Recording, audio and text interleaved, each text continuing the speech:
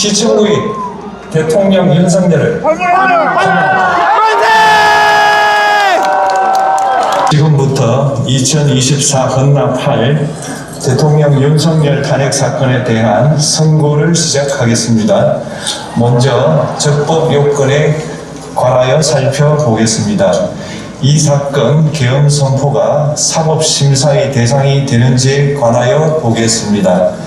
고위공직자의 헌법 및 법률 위반으로부터 헌법 질서를 수호하고자 하는 탄핵 심판의 취지를 고려하면 이 사건 계엄 선포가 고도의 정치적 결단을 요하는 행위라 하더라도 그 헌법 및 법률 위반 여부를 심사할 수 있습니다. 국회 법사의 조사 없이 이 사건 탄핵 소추안을 의결한 점에 대하여 보겠습니다. 헌법은 국회의 소추 절차를 입법에 맡기고 있고 국회법은 법사위 조사 여부를 국회의 재량으로 규정하고 있습니다. 따라서 법사위의 조사가 없었다고 하여 탄핵 소추 의결이 부적법하다고 볼 수 없습니다. 이 사건 탄핵 의결이 일사부재의 원칙에 위반되는지 여부에 대해서 보겠습니다. 국회법은 부결된 안건을 같은 회기 중에 다시 발의할 수 없도록 규정하고 있습니다. 피청구인에 대한 1차 탄핵소추안이 제418회 정기회 회기에 투표 불성립되었지만 이 사건 탄핵소추안은 제419회 임시회기 중에 발의되었으므로 일사부재의 원칙에 위반되지 않습니다. 한편 이에 대해서는 다른 회기에도 탄핵소추안의 발의 횟수를 제한하는 입법이 필요하다는 재판관 정형식의 보충 의견이 있습니다. 이 사건 계엄이 단시간 안에 해제되었고 이로 인한 피해가 발생하지 않았으므로 보호이익이 헌결되었는지 여부에 대해서 보겠습니다. 이 사건 계엄이 해제되었다고 하더라도 이 사건 계엄으로 인하여 이 사건 탄핵 사유는 이미 발생하였으므로 옳습니다. 재판의 이익이 부정된다고 볼 수 없습니다. 소추 의결서에서 내란죄 등 형법 위반 행위로 구성하였던 것을 탄핵 심판 청구 이후에 헌법 위반 행위로 포섭하여 주장한 점에 대하여 보겠습니다. 기본적 사실관계는 동일하게 유지하면서 적용 법조문을 철회, 변경하는 것은 소추사유의 철회, 변경에 해당하지 않으므로 특별한 절차를 거치지 않더라도 허용됩니다. 피청구인은 소추사유에 뇌란죄 관련 부분이 없었다면 의결 정족수를 충족하지 못하였을 것이라고 주장하지만 이는 가정적 주장에 불과하며 객관적으로 뒷받침할 만한 근거도 없습니다. 대통령의 지위를 탈취하기 위하여 탄핵 소추권을 남용하였다는 주장에 대하여 보겠습니다. 이 사건 탄핵 소추안의 의결 과정이 적법하고 피소추자의 헌법 또는 법률 위반이 일정 수준 이상 소명되었으므로 탄핵 소추권이 남용되었다고 볼 수 없습니다. 그렇다면 이 사건 탄핵 심판 청구는 적법합니다. 오케이. 증거법칙과 관련하여 탄핵 심판 절차에서 형사소송법상 전문 법칙을 완화하여 적용할 수 있다는 재판관 이미선, 김영두의 보충 의견과 탄핵 심판 절차에서 앞으로는 전문 법칙을 보다 엄격하게 적용할 필요가 있다는 재판관 김복형, 조한창의 보충 의견이 있습니다. 다음으로 피청구인이 직무집행에 있어 헌법이나 법률을 위반하였는지 피청구인의 법 위반 행위가 피청구인을 파면할 만큼 중대한 것인지에 관하여 살펴보겠습니다. 우선 소추 사유별로 살펴보겠습니다. 1. 이 사건 계엄 선포에 관하여 보겠습니다. 헌법 및 계엄법에 따르면 비상계엄 선포의 실체적 요건 중 하나는 전시, 사병 또는 이에 준하는 국가 비상사태로 적가 교전 상태에 있거나 사회 질서가 극도로 교란되어 행정 및 사법 기능의 수행이 현저히 곤란한 상황이 현실적으로 발생하여야 한다는 것입니다. 피청구인은 야당이 다수 의석을 차지한 국회의 이례적인 탄핵소추 추진, 일방적인 입법권 행사 및 예산삭감 시도 등의 전횡으로 인하여 위와 같은 중대한 위기상황이 발생하였다고 주장합니다. 피청구인의 취임 후 이 사건 계엄 선포 적응까지 국회는 행안부 장관, 검사, 방통위위원장, 감사원장 등에 대하여 총 22건의 탄핵소추안을 발의하였습니다. 이는 국회가 탄핵소추 사유의 위법성에 대해 숙고하지 않은 채 법 위반의 의혹에만 근거하여 탄핵심판 제도를 정부에 대한 정치적 압박 수단으로 이용하였다는 우려를 낳았습니다. 그러나 이 사건 계엄 선포 당시에는 검사 1인 및 방통위위원장에 대한 탄핵심판 절차만이 진행 중이었습니다. 그렇지. 피청구인이 야당이 일방적으로 통과시켜 문제가 있다고 주장하는 법률안들은 피청구인이 제의를 요구하거나 공포를 보류하여 그 효력이 발생되지 않은 상태였습니다. 2025년도 예산안은 2024년 예산을 집행하고 있었던 이 사건 계엄 선포 당시 상황에 어떠한 영향을 미칠 수 없고 위 예산안에 대하여 국회 예결특위의 의결이 있었을 뿐 본회의의 의결이 있었던 것도 아닙니다. 따라서 국회의 탄핵소추, 입법, 예산안 심의 등의 권한 행사가 이 사건 계엄 선포 당시 중대한 위기 상황을 현실적으로 발생시켰다고 볼 수 없습니다. 그렇지. 국회의 권한 행사가 위법, 부당하더라도 헌법재판소의 탄핵 심판, 피청구인의 법률안 제의 요구 등 평상시 권력 행사 방법으로 대처할 수 있으므로 국가 긴급권의 행사를 정당화할 수 없습니다. 그렇지. 피청구인은 부정선거 의혹을 해소하기 위하여 이 사건 계엄을 선포하였다고도 주장합니다. 그러나 어떠한 의혹이 있다는 것만으로 중대한 위기 상황이 현실적으로 발생하였다고 볼 수는 없습니다. 또한 중앙선관위는 제22대 국회의원 선거 전에 보안 취약점에 대하여 대부분 조치하였다고 발표하였으며 사전, 우편, 투표함, 보관장소, CCTV 영상을 24시간 공개하고 개표 과정에 수검표 제도를 도입하는 등의 대책을 마련하였다는 점에서도 피청구인의 주장은 타당하다고 볼 수 없습니다. 결국 피청구인이 주장하는 사정을 모두 고려하더라도 피청구인의 판단을 객관적으로 정당화할 수 있을 정도의 위기 상황이 이 사건 계엄 선포 당시 존재하였다고 볼 수 없습니다. 헌법과 계엄법은 비상계엄 선포의 실체적 요건으로 병력으로서 군사상의 필요에 응하거나 공공의 안녕질서를 유지할 필요와 목적이 있을 것을 요구하고 있습니다. 그런데 피청구인이 주장하는 국회의 권한 행사로 인한 국정마비 상태나 부정선거 의혹은 정치적, 제도적, 사법적 수단을 통하여 해결하여야 할 문제이지 병력을 동원하여 해결할 수 있는 것이 그렇지. 피청구인은 이 사건 계엄이 야당의 전횡과 국정위기 상황을 국민에게 알리기 위한 경고성 계엄 또는 호소형 계엄이라고 주장하지만 이는 계엄법이 정한 계엄 선포의 목적이 아닙니다. 또한 피청구인은 계엄 선포에 그치지 아니하고 군경을 동원하여 국회의 권한 행사를 방해하는 등의 헌법 및 법률 위반 행위로 나아갔으므로 경고성 또는 호소형 계엄이라는 피청구인의 주장을 받아들일 수 없습니다. 그렇다면 이 사건 계엄 선포는 비상계엄 선포의 실체적 요건을 위반한 것입니다.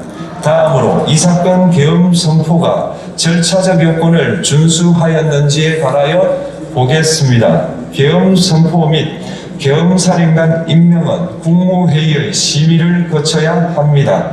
피청구인이 이 사건 계엄을 선포하기 직전에 국무총리 및 9명의 국무위원에게 계엄 선포의 취지를 간략히 설명한 사실은 인정됩니다.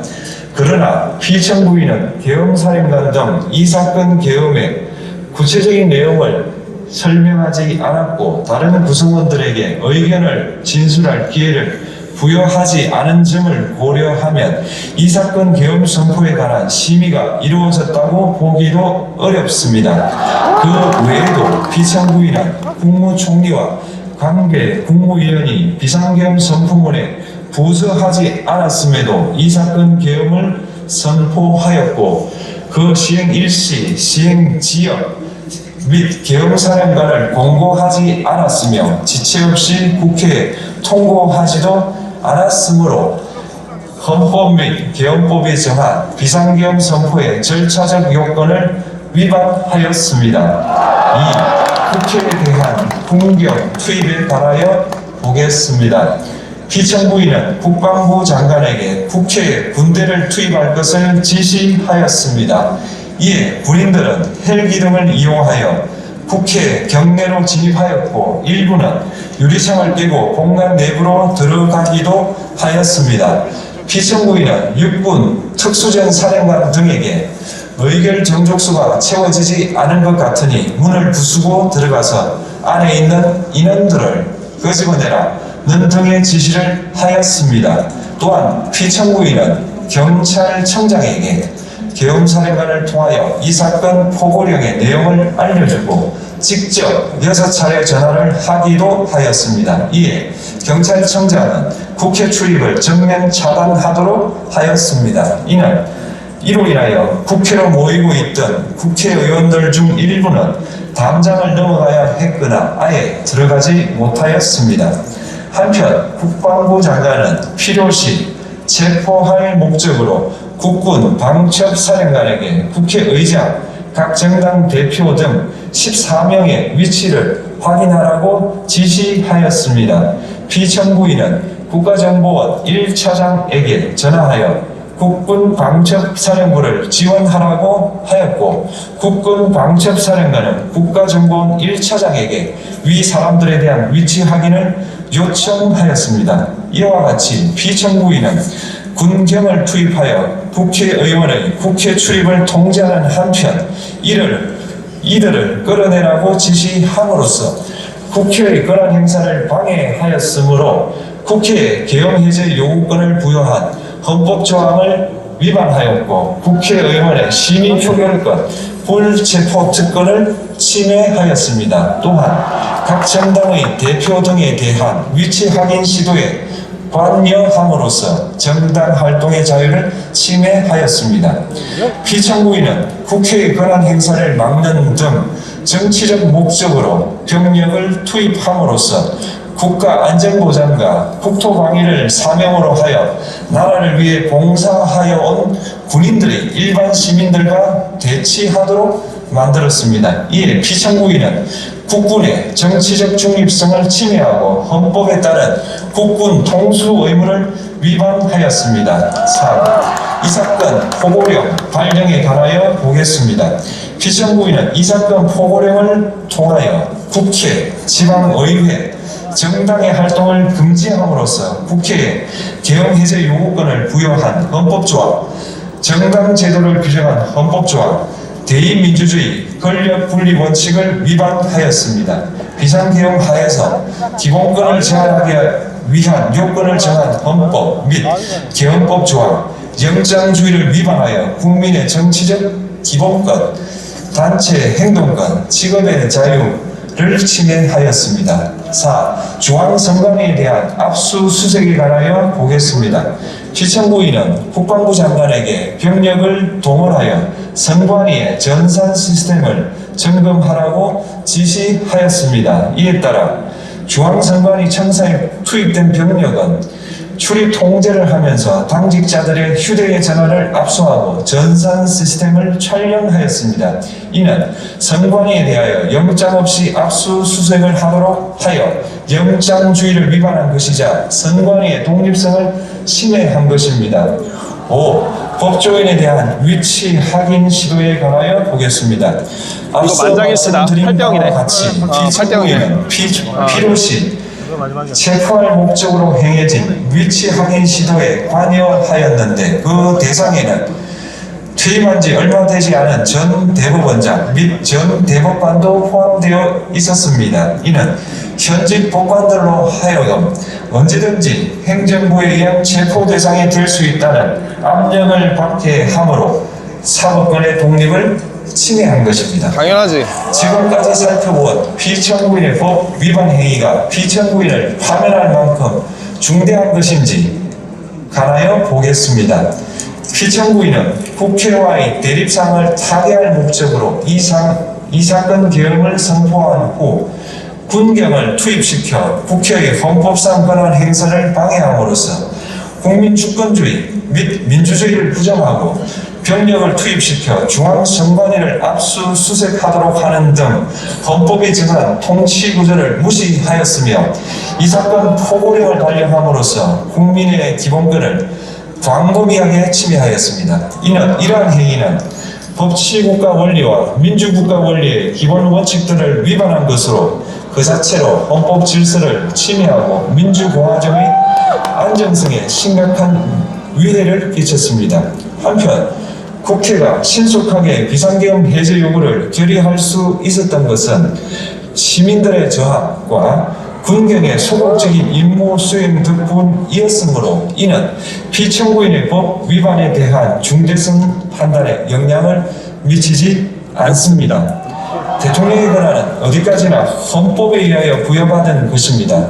피청구인은 가장 신중히 행사되어야 할 권한이 국가 긴급권을 헌법에서 정한 한계를 벗어나 행사하여 대통령으로서의 권한 행사에 대한 불신을 초래하였습니다. 피청구인이 취임한 이래 야당이 주도하고 이례적으로 많은 탄핵 소추로 인하여 여러 고위공직자의 권한 행사가 탄핵 심판 중 정지되었습니다. 2025년도 예산안에 관하여 헌정사상 최초로 국회 예산결산특별위원회에서 정액 없이 감액에 대해서만 야당 단독으로 의결하였습니다. 피청구인이 수립한 주요 정책들은 야당의 반대로 시행될 수 없었고 야당은 정부가 반대하는 법률안을 일방적으로 통과시켜 피청구인의 제2 요구와 국회의 법률안 의결이 반복되기도 하였습니다.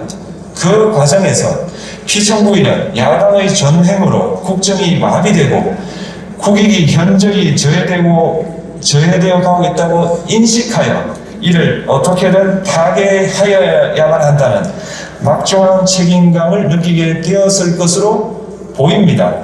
피청구인이 국회의 권한 행사가 권력 남용이라거나 국정 마비를 초래하는 행위라고 판단한 것은 정치적으로 존중되어야 합니다. 그러나 피청구인과 국회 사이에 발생한 대립은 일방의 책임에 속한다고 보기 어렵고 이는 민주주의 원리에 따라 해소되어야 할 정치의 문제입니다. 당연하지. 이에 관한 정치적 견해의 표명이나 공적 의사결정은 헌법상 보장되는 민주주의와 조화될 수 있는 범위에서 이루어져야 합니다. 국회는 소수 의견을 존중하고 정부와의 관계에서 관여 그리고 자제를 전제로 대화와 타협을 통하여 결론을 도출하도록 노력하였어야 합니다.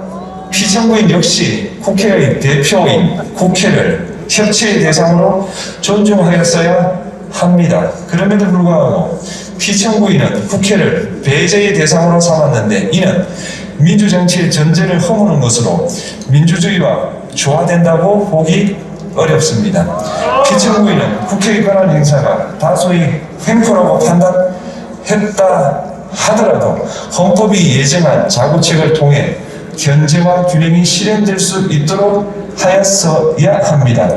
피청구인은 취임한 때로부터 약 2년 후에 치러진 국회의원 선거에서 피청구인이 국정을 주도하도록 국민을 설득할 기회가 있었습니다. 그 결과가 피청구인의 의도에 부합하지 않더라도 야당을 지지한 국민의 의사를 배제하려는 시도를 하여서는 안 되었습니다. 그럼에도 불구하고 피청구인은 헌법과 법률을 위반하여 이 사건 개혁을 선포함으로써 국가 긴급권 남용의 역사를 재현하여 국민을 충격에 빠뜨리고 사회, 경제, 정치, 외교 전반 전 분야의 혼란을 야기하였습니다. 국민 모두의 대통령으로서 자신을 지지하는 국민을 초월하여 사회 공동체를 통합시켜야 할 책무를 위반하였습니다. 국경을 동원하여 국회 등 헌법기관의 권한을 훼손하고 국민의 기본적 인권을 침해함으로써 헌법소의 책무를 저버리고 민주공화국의 주권자인 대한국민의 신임을 중대하게 배반하였습니다. 결국 피청구인의 위법 행위는 국민의 신임을 배반한 것으로 헌법소의 관점에서 용납될 수 없는 중대한 만세! 해당합니다. 피청구인의 법 위반 행위가 헌법 질서에 미친 부정적 영향과 파급 효과가 중대하므로 피청구인을 파면함으로써 얻는 헌법소의 이익이 대통령 파면에 따르는 국가적 손실을 압도할 정도로 크다고 인정됩니다. 재판관 전원의 일치된 의견은 만세! 사건 사건이므로 선고 시각을 확인하겠습니다. 대한민국 만세! 오전 11시 22분입니다. 주문 피청구인 대통령 윤석열을